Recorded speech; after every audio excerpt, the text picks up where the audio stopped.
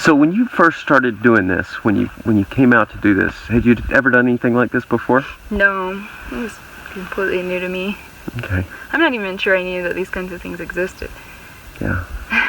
Yeah, and we were just talking about how it's kind of cold and chilly today, and you were planning on hiking instead of sitting here talking to me. So it's a little chilly right now. But what are some of the things that you've learned to take care of yourself in the field physically? Oh, there's lots of things. Like I said, I tend to run really cold. And one of the first things that I learned, especially going through the winter time, was like, you don't realize how much, it's cold, so you don't want to get out of your sleeping bag to go to the bathroom. But the colder and colder it gets, the more you realize that that's an absolute necessity. If you need to go to the bathroom, you need to, because your body's spending all this effort to warm up like this liquid inside of you that's completely unnecessary. And the sooner you get up to go pee, the warmer you're suddenly going to become in your sleeping bag. So just little things like that. And that struggle never ends. Like, I had that struggle last night, and I've been doing this forever. Every single time it's like, I don't want to get up, but I better get up, but I don't want to. Yeah. So what else? Exactly. And then, it's just the little things too. Like, you see the storm rolling in. Do you anticipate the storm and go get your stuff rain secured? But then it's always harder to access your stuff when it's completely rain secured, and so you always kind of want to wait right until the last minute. So, but if you don't make it in time, then that's a huge cost that you have to pay, because your gear is going to be soaking wet, and who knows if you'll be able to get it dry again, completely depending on what the weather is like in the future. Cooking food, you learn so much about just food and how that fuels your body and changes your whole day. If you get impatient and you want your food faster, then you shove your pot a little closer to the fire instead of in the coals, and then maybe a little closer and a little closer and a little closer, and then you're dealing with this wicked pot burn that you've got to clean off now. Rather than, if you're patient, you can still eat eventually, but then you don't have to clean this off. You learn about like what kind of wood makes the best coals. Can you give us some examples? Yeah. I think that the two types of wood that we tend to draw from most out here are juniper trees and pine trees, pinyon pine. And I sure have a preference. I really like the pine. It just makes these coals that last for a long time and stay hot for a long time, whereas the juniper will burn hot, but then it doesn't last for very long, so you have to a lot of times add more coals to finish completely cooking your pot of food. I don't know, just learn about, like you say, layering your clothes properly to stay warm. Trying to think. There's so many things, but you don't think about them. So you run cold, and that's something that's, especially for when people first come out, that's something that they kind of struggle to figure out. How do they get their layering right? Mm-hmm. And you mentioned that you would not layer it up because you were planning on hiking. So Can you talk a little bit about the thought process and again specifically, how do you layer up to stay comfortable in different temperatures? Yeah. So to stay warm. So if you're going to be moving a lot, then you don't need as many clothes, because your body's going to be circulating that blood and keeping you nice and warm. And the minute that you stop moving, you probably sweated during the activity, and so then you're going to be extra cold, because now not only are you doing the activity, but you're wet. So the minute you stop, you have to throw on, I like to put on a jacket the minute we stop moving.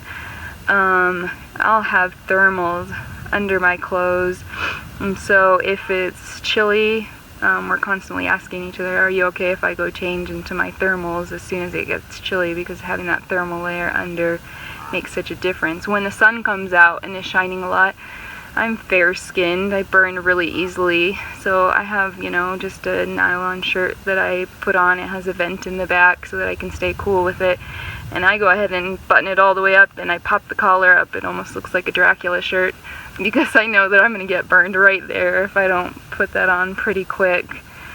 I don't know, in the wintertime, I never went on a shift without my gloves, because it was just, your hands and feet make the biggest difference in the world. This shift, I sent home my socks because I thought I had a clean pair in the clothes coming out, and it's a separate pair for sleeping. Because you wear your socks during the day and they get wet because you sweat in them, and so it's always so nice to have that dry pair of socks, fuzzy socks, that you put on at night that then will keep your body warm in your sleeping bag. I sent them home this shift thinking I had a clean pair. Found out last night that I don't have a clean pair in with my new stuff, and it was a much colder night. I think I ended up taking off. I had like a little neck warmer thing, and I took it off and like wrapped my feet in it and stuck them in the bag because it was cold. And it's hard to get warm once you're cold, and once you get your feet warm, everything else gets warmer too. It's just one of those things you learn. Yeah. And that's a hydration thing too, right? Yeah, warm. That's true. I mean, like, if you drink enough water during the day, you get warmer. If you eat enough, you get warmer. When I was working here in the summer months, I think I dropped maybe like 5 pounds. And then in the winter, it doesn't matter what figure you're trying to maintain. It's just suicidal to not eat enough food during the day because you will just be so cold at night. So I just plan on eating as much food as I possibly can within reason, because I don't want to have to carry a lot of pack weight, but just to eat more than I normally would because I want to keep my body temperature up so I'm not freezing cold. What would you say to somebody who's thinking about coming and doing this kind of work? Say you had a friend call you up and say, "Hey, I think I'm thinking about coming out and doing this kind of work, and I know you do this. What would you tell me?" I think I would, like, make sure that it was something that they really wanted to do, because it is a lot of work. It's not as easy as another type of job, and there are going to be times that you're just absolutely miserable. But so, I mean, as long as I would want them to be like someone who has the stamina and the ability to stick it out a little bit, just because I think that's something that you need. The kids are going to be trying to push your buttons many times. So if you're the kind of person who just gets easily annoyed, it may not be the job for you. But if you do really enjoy helping people, if having a sense of community matters to you, I think that this is a really great job, because you do almost create these little families in these groups where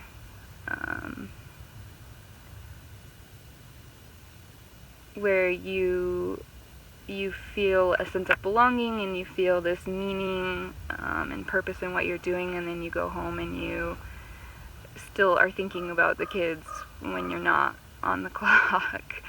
So I don't know what I would say. It's something that I think you just have to kind of jump in and explore and find out if it is a good fit for you in some ways. And it will be an exploration, because you learn things about yourself while you're doing it. What are some of the things you've learned about yourself?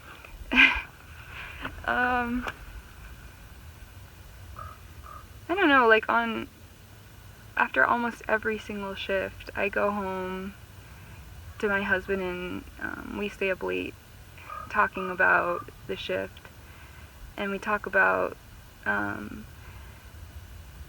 things that I've learned about myself and why I do things the way that I do. For example,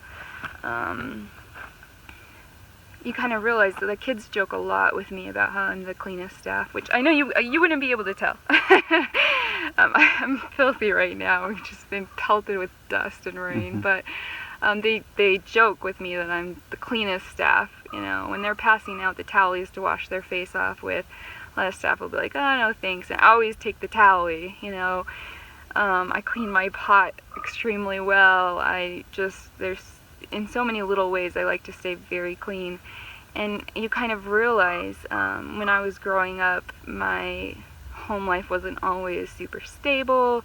I felt overwhelmed as a kid, and I think I developed this as a coping mechanism to where I would say, there's a lot of things that I don't have control over in my life, but I can control being clean. You know, I can know that somewhere in the world, like, I'm clean, no matter what else is happening in the world around me. So now when I go home, you know, if the family room isn't picked up, you know, to a normal person it's like, okay, like, who cares? For me, that would tend to make me panic, because it starts to feel like everything in my life is out of my control if I can't even control that little piece. So for a lot of the kids, they'll develop coping mechanisms like this, but they're ones that are a lot less healthy to where it's damaging them. For me, this is one that I picked up that just made me feel a sense of control in my life, and I've noticed that a lot since I've been out here, and I've also been able to ease up on it since I realized that that's what it was. Thanks for watching. Please like this video and subscribe. The Primitivus Project is made possible by the generous sponsorship of Wingate Wilderness Therapy. To learn more, visit wingatewilderness.therapy.com.